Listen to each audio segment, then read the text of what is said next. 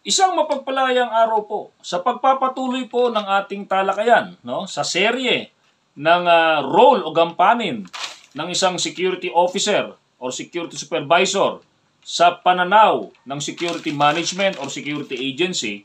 So ang tatalakayin po natin ngayon is yung pangalawa at pangatlong role, no? Yung pangalawang role, ito po yung tinatawag na communicator. Bilang mga security officer or security supervisor, tayo po, isa sa role natin is yung pagiging communicator. So ano pong ibig sabihin nito, yung pagiging communicator? No? So tandaan po natin, pag merong mga bagong pulisiya, no? Mga memorandums, mga special set of instruction, no? So kanino po ba yan unang ikino-coordinate ng management, ng company or ng agency? Of course, sa atin po bilang mga security officer or security supervisor. So tayo po, no, dahil tayo po ay nasa pagitan, na tayo ay nasa gitna, yung position po natin lies between, no, in the middle ng security management at ng security professional. So tayo po yung nasa middle no? Middleman 'yan. So yung instruction galing sa taas, ibababa sa atin, tayo po ang magkakaskade, no? Sa ating mga subordinates. So, diyan po pumapasok yung ating pagiging communicator. At dapat maayos tayong nagko-communicate o nakikipag-usap sa ating mga subordinates, no? So, yung mga, let's say may mga memorandum, may mga incentives or awards, no, na binibigay yung company or yung agency. So dapat po maliwanag po nating dinidiscuss, ipinauunawa sa ating mga subordinates kung ano ba yung mekanismo para ma-qualify sila diyan sa mga incentives or awards na yan na ibibigay ng ating agency or ng kliyente na inyong binabantayan. Okay? Mekanismo, how to qualify, no? So, may mga rules and regulation, no? So, dapat matiyak natin na ito ay maayos nilang naiintindihan. In case of a fire contingency or emergency evacuation, no? Yung mga designated evacuation area, no? So, dapat po bilang communicator, kung may mga policy na binaba yung kumpanya regarding po sa mga bagay na yan, dapat po tayo, no, na-absorb natin yon from the management at tayo mismo na ikakaskade natin yon sa ating mga security professional.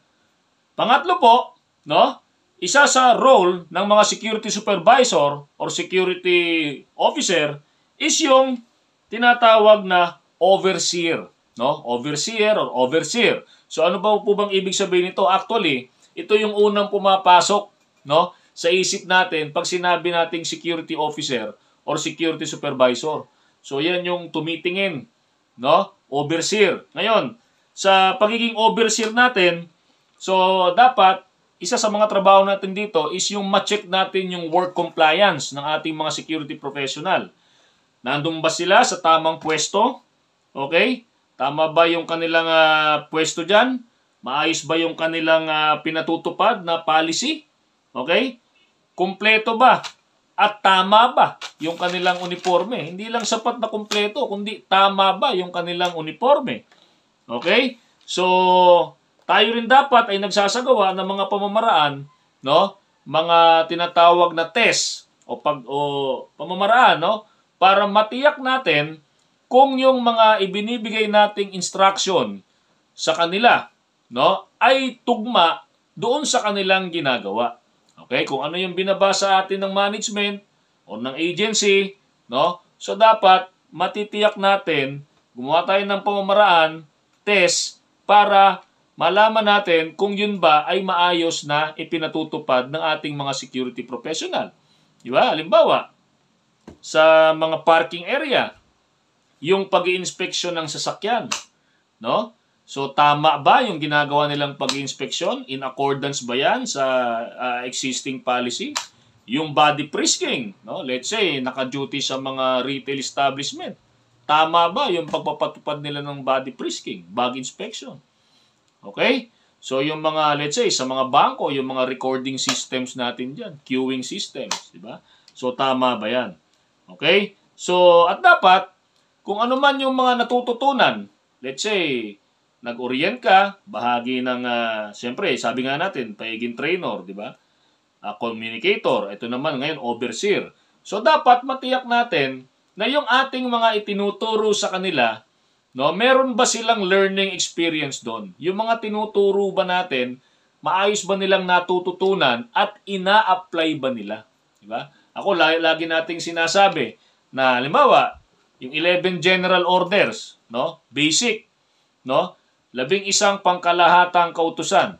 So, yan ba, no, bilang 11 general orders, yan ba ay talagang natutupad ng ating mga security professional? Kaya nga lagi ko nga sinasabi sa ating mga subordinates, sa ating mga security professional, yung 11 general orders, hindi lang dapat kabisaduhin. No? Kasi pag kinabisado mo lang, makakalimutan mo yan. Okay, makakalimutan natin yan. Dapat yung 11 general orders, pag kabisado mo na, ibaba mo rito sa puso. No? At pag nandito na, kasunod niyan, iyan ay araw-araw mong magagawa at maisa sa buhay. Okay po? So yan po muna sa ngayon. Muli, maraming salamat. Stay safe, be alert, and be aware.